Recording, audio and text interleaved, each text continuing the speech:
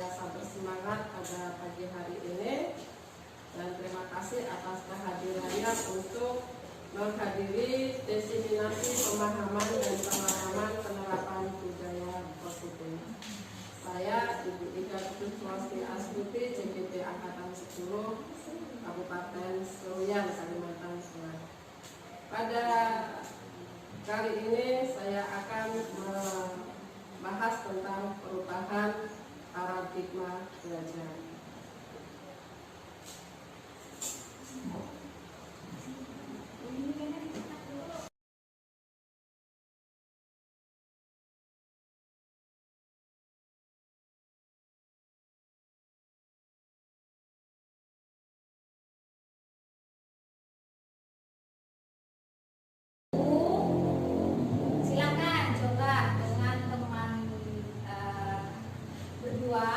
Melakukan kegiatan coba buka. Coba buka itu adalah Anda tugasnya, misalkan Ibu Nina itu adalah berperan menjadi guru A. Terus tugasnya adalah mengepal tangan, ya, mengepal tangan satu tangan. Bayangkan di tangan yang dikepal itu kalian menyimpan sesuatu rahasia yang sangat besar, yang sangat berharga. Nah, namanya kalau menjaga sesuatu itu kan pasti menjaga sekali, perlu menjaga menjaga benda yang dikepal itu dengan sekuat tenaga.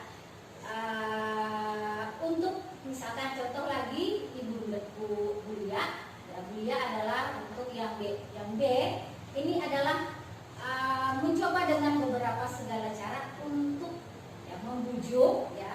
membujuk kepalan tangan yang ada di tangan Bu Nina. Bu Nina, bagaimana caranya? Bagaimana caranya? Teman B ini adalah boleh membujuk, boleh menghardik, boleh mengidentifikasi, boleh memarahi, menggoda.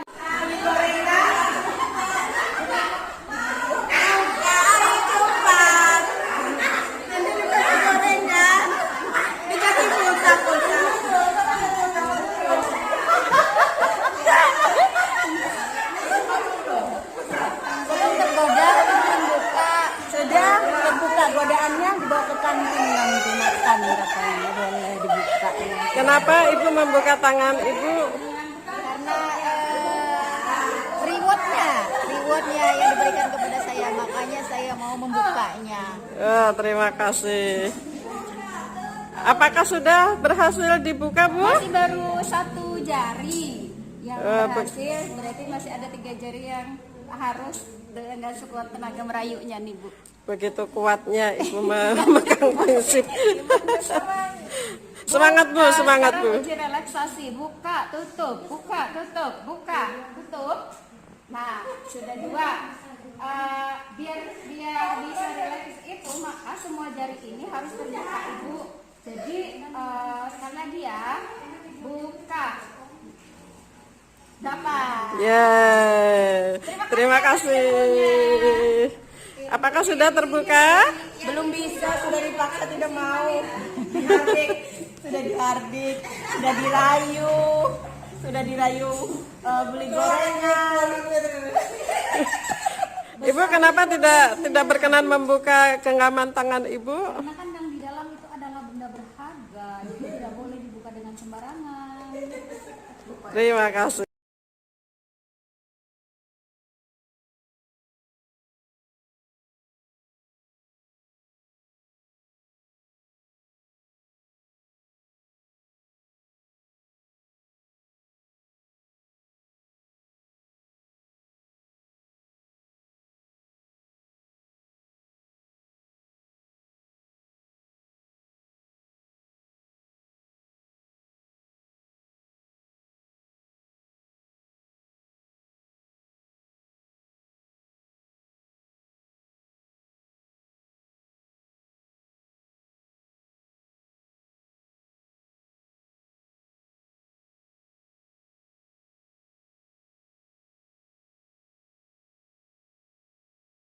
Hasil dari ketentuan yang telah disepakati oleh anggota di dalam kelas.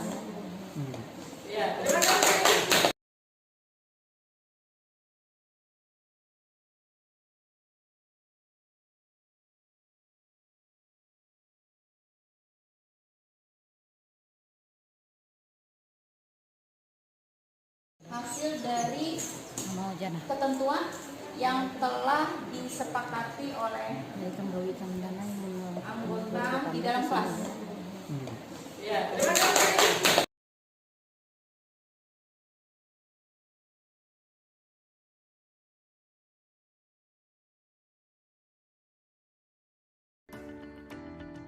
Kebutuhan dasar yang pertama adalah kebutuhan yang bersifat fisiologis untuk bertahan hidup atau survival. Misalnya, kesehatan, rumah, dan makanan. Kebutuhan biologis sebagai bagian dari proses reproduksi, termasuk kebutuhan untuk tetap bertahan hidup. Kebutuhan untuk merasa aman juga termasuk dalam kebutuhan ini.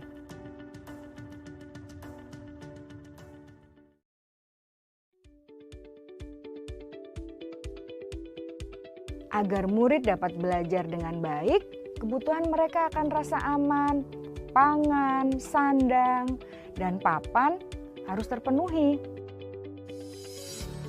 Bagaimana mungkin mereka dapat belajar dengan baik bila mereka datang ke sekolah dengan perut yang lapar atau bila rumah mereka kebanjiran?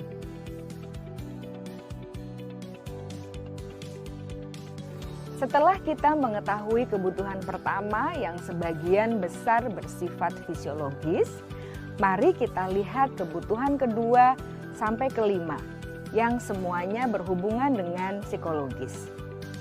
Mari kita lihat kebutuhan yang kedua, yaitu kebutuhan akan perasaan diterima oleh kelompok atau komunitasnya, atau kebutuhan love and belonging.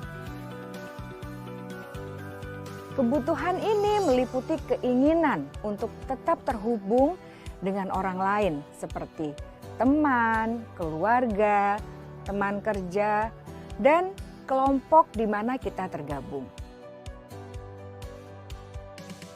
Setiap murid ingin menjadi bagian yang berharga dari kelas dan juga sekolah.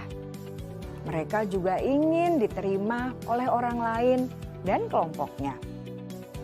Bahkan, murid yang terlihat paling cuek pun jauh di dasar hatinya pasti ingin merasa diterima. Sebagai guru, seharusnya kita dapat menerima murid kita apa adanya, sesuai dengan kodratnya. Karena setiap murid adalah unik. Mereka memiliki kekuatannya masing-masing, sehingga guru seharusnya bisa menciptakan kesempatan untuk murid berkolaborasi dan memiliki ikatan emosi satu sama lain. Murid-murid yang memiliki kebutuhan yang besar untuk merasa diterima, biasanya mereka belajar karena suka pada gurunya, dan mereka juga suka bekerja dalam kelompok. Kebutuhan yang ketiga adalah kebutuhan akan kebebasan atau kebutuhan membuat pilihan. Murid harus diberi kesempatan untuk membuat pilihan dan bertanggung jawab atas pilihan yang mereka telah ambil.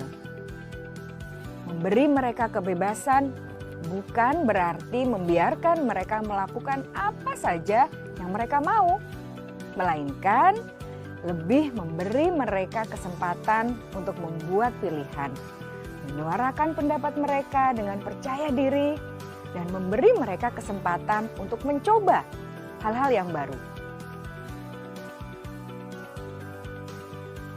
Pembelajaran dengan metode yang beragam dan menarik juga akan memenuhi kebutuhan murid tentang kebebasan ini. Pembelajaran berdiferensiasi, di mana guru menyediakan beberapa jenis tugas yang bisa dipilih oleh murid sesuai minat mereka, sangat baik untuk mengembangkan murid menjadi lebih mandiri dan memiliki motivasi internal. Karena kebutuhan akan kebebasan pada dasarnya adalah kebutuhan untuk mandiri, memiliki otonomi, memiliki pilihan, dan mampu mengendalikan arah hidupnya sendiri.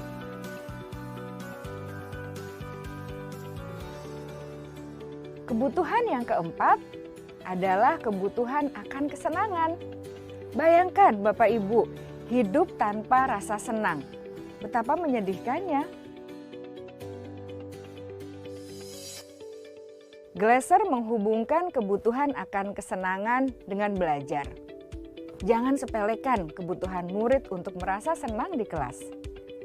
Sebagai guru, jangan ragu-ragu untuk dengan sengaja memasukkan kegiatan yang menyenangkan dalam kelas. Murid-murid dengan kebutuhan dasar kesenangan yang tinggi ingin menikmati apa yang mereka lakukan. Mereka juga konsentrasi tinggi saat mengerjakan hal-hal yang disenangi.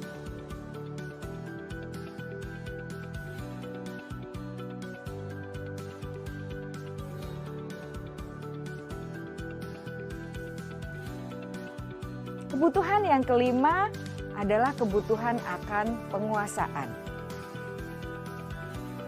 Setiap murid memiliki kebutuhan untuk merasa kompeten,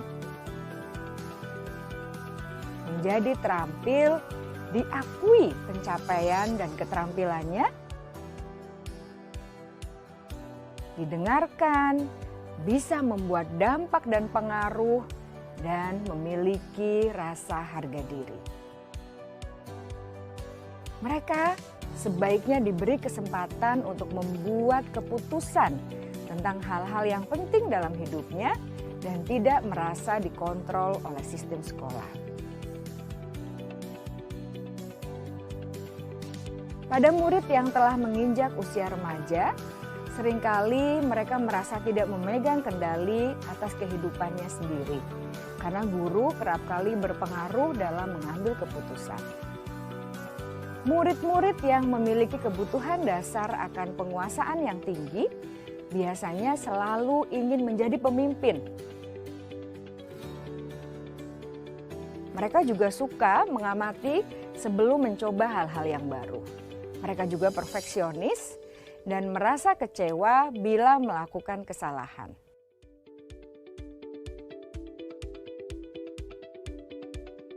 Ibu dan Bapak guru sangatlah penting bagi kita untuk mengetahui kebutuhan dasar murid-murid, agar kita memahami alasan di balik sikap dan tingkah laku mereka. Bila murid berperilaku buruk atau melanggar peraturan, sehingga tindakannya tidak sesuai dengan nilai-nilai kebajikan, maka guru harus mencari tahu alasan yang mendasari tindakan tersebut dan kebutuhan apa yang belum terpenuhi. Kasih sayang. Yang ketiga, Kebebasan. Yang keempat, kekuasaan. Yang kelima, kesenangan. Nah, seandainya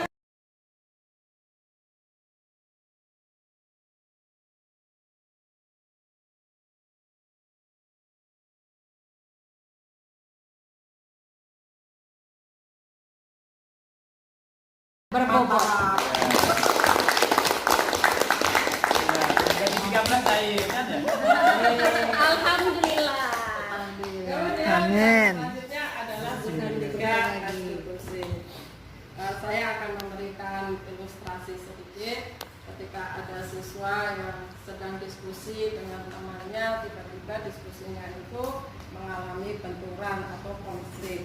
Nah, setelah benturan atau konflik, ternyata mereka jadi berantem, ya. Ada yang membuang tas temennya, ada yang menyembunyikan sepatunya dan sebagainya. Nah, kita bisa menyelesaikan masalah itu dengan cara segitiga diskusi. Sebelum ke cara menyelesaikan masalah tersebut, ya, kalau menurut Ibu Matematika, ya, Bu Heni, Kalau ada suatu masalah itu pertama kita cari dulu nih biang masalahnya siapa. Dapat sudah biang masalahnya, kita diskusikan kenapa, sebabnya, kenapa bisa terjadi. Terus kita cari solusinya, jalan keluar untuk menyelesaikan masalah tersebut. Gitu Bu, terima kasih.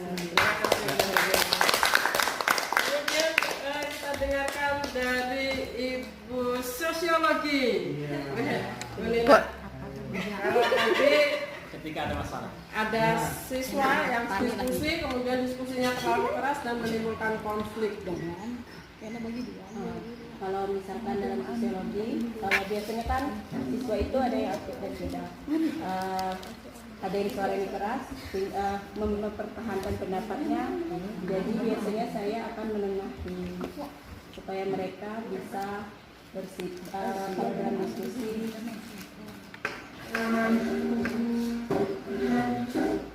Biar bisa hidup gitu ya Bu ya. Terima kasih.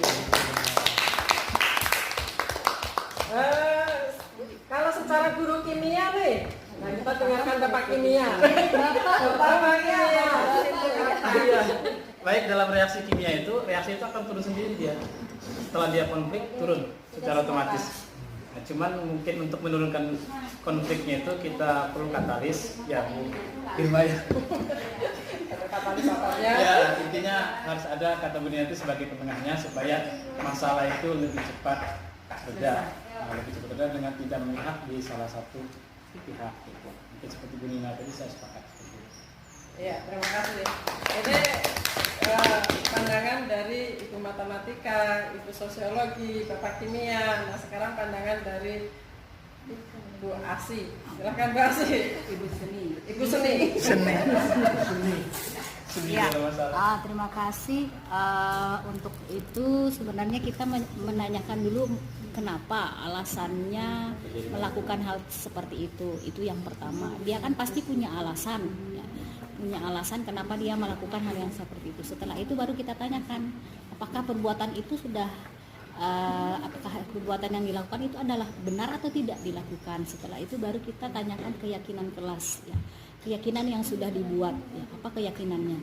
Setelah itu baru ketika dia menyadari hal itu, dia akan menjadi orang yang bisa berubah tidak untuk tidak mengulangi, ya. Kita tanyakan apakah dia bisa mengulangi, tidak nggak mengulangi apa yang sudah diperbuat. Tetapi apabila dia sudah memahami apa yang diperbuat itu salah, mungkin pasti dia akan berusaha untuk memperbaiki dirinya lagi ke depan. Begitu menurut saya. Terima kasih. Nah, baik, sekarang kita lihat bagaimana menyelesaikan masalah dengan segitiga restitusi. Lagi, kenapa Pak? Mau dijalankan? Segitiga biru. Kan segitiga biru ya, segitiga restitusi. Segitiga restitusi. Kita lihat dengan segitiga biru. Jadi pada saat siswa tadi yang konflik tadi, yang kita lakukan yang pertama adalah validasi tindakan yang salah. Setelah siswa tadi, kita sebagai manajer gitu ya, kita sebagai manajer memanggil siswa tersebut, dibawa ke suatu tempat yang nyaman, yang kita bisa ngobrol berdua tanpa ada intervensi atau menyebabkan siswa tersebut malu. Kita tanya, kamu tentu punya alasan mengapa melakukan hal tersebut gitu ya, itu termasuk dari validasi tindakan yang salah. Kemudian yang kedua dari segitiga validasi itu adalah menstabilkan identitas. Jadi kita yakinkan kepada siswa tersebut bahwa setiap orang itu pasti bisa melakukan kesalahan, bisa wajar aja bisa salah gitu ya, tapi kamu bukan satu-satunya orang yang melakukan kesalahan. Kemudian cara yang ketiga adalah dengan menanyakan keyakinan. Apakah yang kamu lakukan itu sudah sesuai dengan keyakinan kelas kita gitu ya, ke siswa tersebut supaya dia menyadari, oh ya yang saya lakukan itu salah. Kemudian kita kembalikan ke siswa tersebut. Jadi bagaimana solusinya? Nah, siswa tersebut akan memberikan solusi untuk dirinya sendiri bagaimana menyelesaikan masalah. Itu tadi tentang segitiga restitusi. Terima kasih untuk konsultasi hari ini sudah selesai. selesai. Saya berterima kasih atas kehadiran ibu-ibu semuanya. Bapak-bapak Oh ya, bapak-bapak dan ibu-ibu. Sedih Pati. Sedih Pak Pati dengan anak Pak Pati.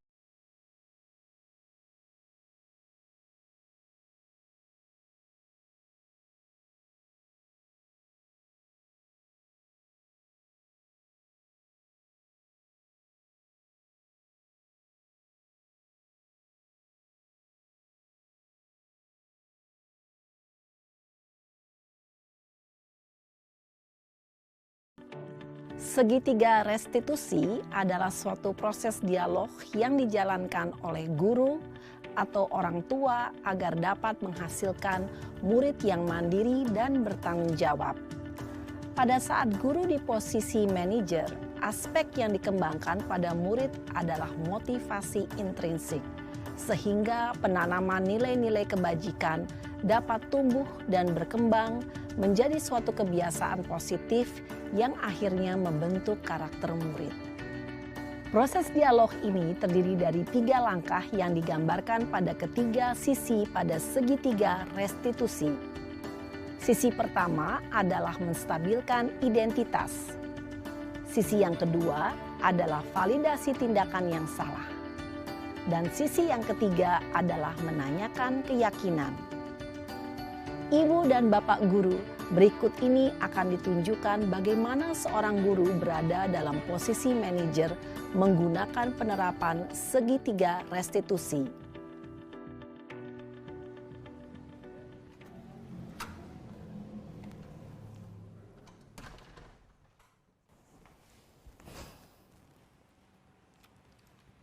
Siang Sarah.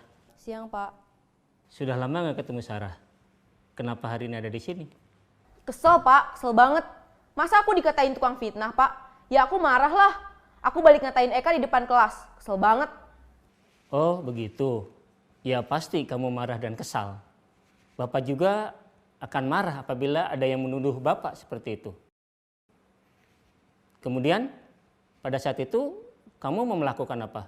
Ya saya langsung ngatain Eka lah Pak. Kesel banget. Saya bentak-bentak dia depan teman-teman lain. Oh begitu. Pasti kamu melakukan seperti itu karena suatu alasan tertentu bukan? Iyalah, masa saya diam saja Pak? Ya saya bela diri lah. Masa saya dituduh tukang fitnah? Ya wajarlah. Mempertahankan harga diri itu sesuatu yang penting buat kamu. Untung kamu tidak bertindak lebih gegabah lagi. Hanya membentak-bentak. Iya Pak. Untung saya masih bersabar dan hanya membentak saja. Sudah gemes padahal. Saya pasti bela diri lah. Ya pasti ya. Tapi kamu memilih untuk tetap bertahan dan bersabar. Kamu memilih untuk tidak berbuat lebih parah lagi bukan? Iya. Nah, sekarang coba kita lihat lagi. Tindakan kamu yang bentak-bentak Eka di kelas. Tindakan kamu itu kira-kira sesuai dengan keyakinan kelas atau prinsip kamu tidak? Enggak lah Pak. Capek Pak jadi pemarah. Jadi keyakinan atau prinsip mana yang kurang sesuai dengan keinginan kamu? Ya, saya sebenarnya sangat menghargai orang lain. Mungkin saat itu saya menjadi emosi, jadi tidak menunjukkan sikap itu. Kamu meyakini tidak? Menghargai orang lain itu penting buat kamu. Yakinlah Pak. Iya, setuju. Kita harus saling menghargai. Namun, ada juga keyakinan yang kita sepakati yang perlu kita jalankan apabila kita sedang marah, bukan? Ya saya bisa lebih proaktif, mulai dengan diri sendiri. Saya bisa jadi lebih bersabar, mengambil waktu jeda untuk berpikir mau apa selanjutnya. Kira-kira kamu bersedia memperbaiki masalah ini tidak? Bersedia Pak.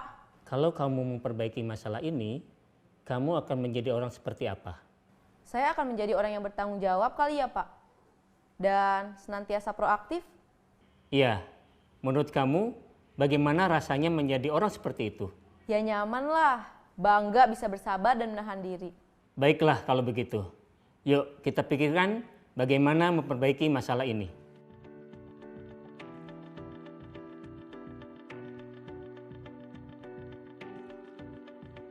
Ibu dan Bapak guru hebat, Baru saja kita menyaksikan contoh bagaimana seorang guru berada dalam posisi manajer menggunakan penerapan segitiga restitusi.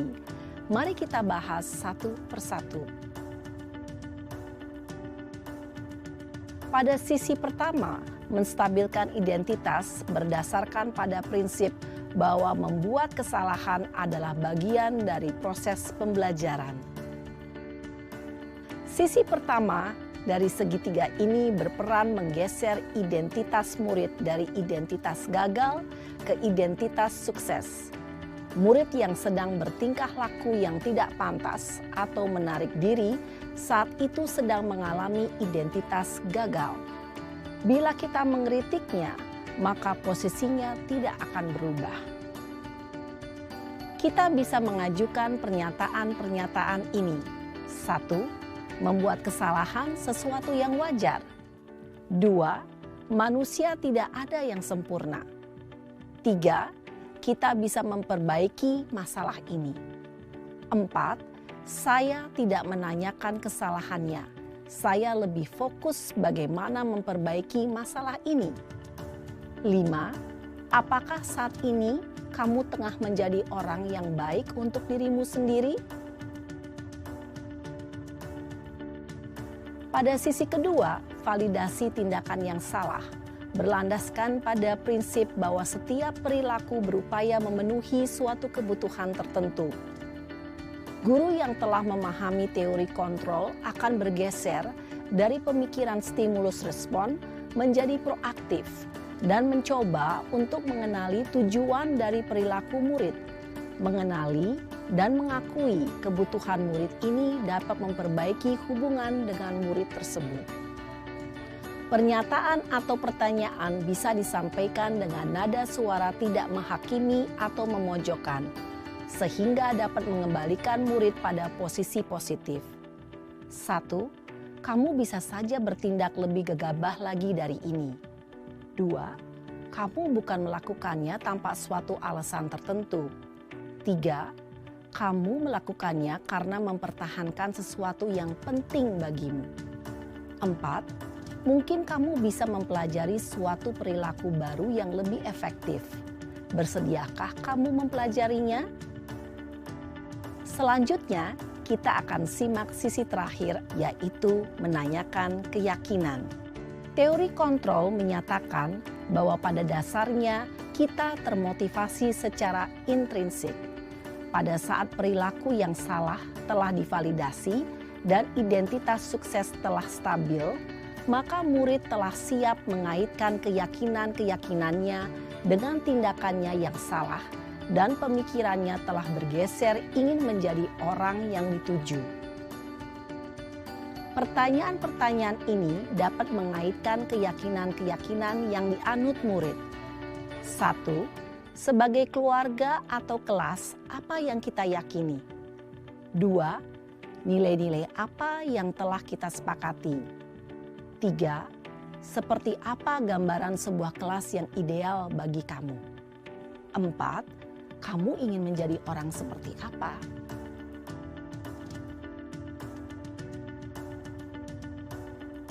Dalam menerapkan segitiga restitusi, perlu diperhatikan beberapa hal, yaitu 1. Perilaku yang salah perlu dikaitkan dengan nilai-nilai atau keyakinan-keyakinan yang telah disepakati atau dituju. 2. Kesediaan orang yang melakukan kesalahan untuk memperbaiki masalah. 3. Pemecahan masalah sebisa mungkin relevan atau memiliki hubungan dengan masalah yang ada. 4. Usaha. Perlu adanya suatu usaha perbaikan dari pihak yang berbuat kesalahan. 5. Waktu.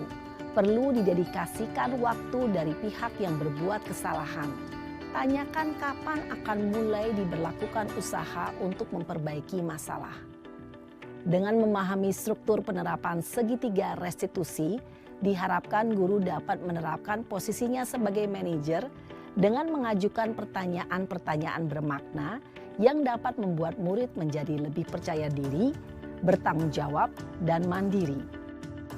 Nah, ibu bapak guru perlu tidaknya mengikuti ketiga tahapan dalam segitiga restitusi bergantung pada ringan beratnya suatu permasalahan. Misalnya, bila permasalahan tersebut ringan, maka tidak perlu dijalankan secara berurutan. Bahkan bisa semudah menanyakan apa keyakinan yang kita sepakati. Dengan menjalankan segitiga restitusi, dengan mengajukan pertanyaan-pertanyaan bermakna, diharapkan murid menjadi lebih kuat secara pribadi, dapat membuka wawasan murid agar dapat menyelesaikan permasalahannya sendiri, semakin percaya diri, mandiri, dan merdeka.